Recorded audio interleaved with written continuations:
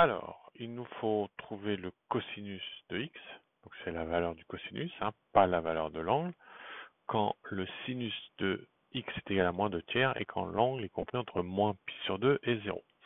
Alors, toujours pareil, on commence avec la formule de base qu'on va rappeler, cos carré de x plus sinus carré de x est égal à 1.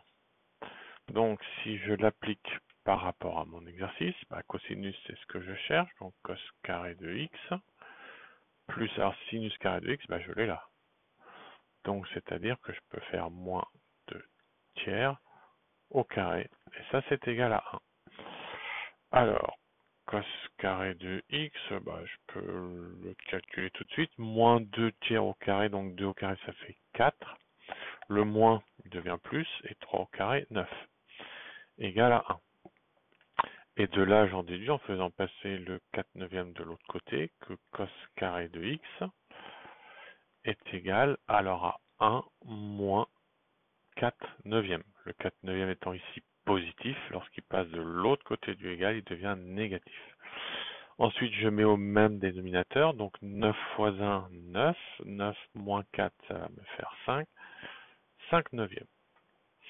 Alors maintenant, donc j'ai l'équation cos carré de x qui est égal à 5 neuvième. Il faut que je résolve. Donc je peux dire que je vais avoir deux solutions. Ou cos de x qui va être égal à la racine carrée de 5 neuvième. Ou, deuxième possibilité, cos de x qui va être égal à moins racine carrée de 5 neuvième.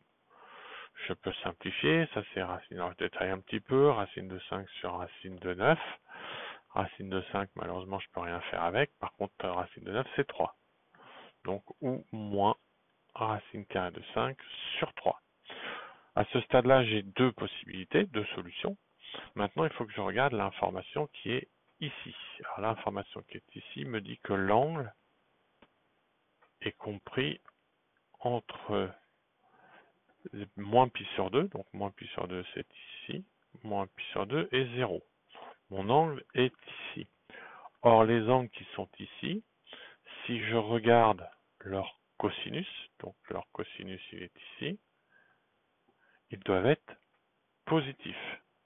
Et si je regarde leur sinus, qui est donc ici, leur sinus doit être négatif.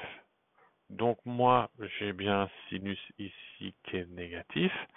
Et maintenant, suivant celle que je vais prendre, une fois je peux montrer qu'un cosinus positif ou un cosinus négatif. Comme il me faut un cosinus positif puisque je suis dans cet intervalle-là, la seule solution, c'est celle-là. Donc, le cosinus de x dans notre cas est égal à racine de 5 sur 3.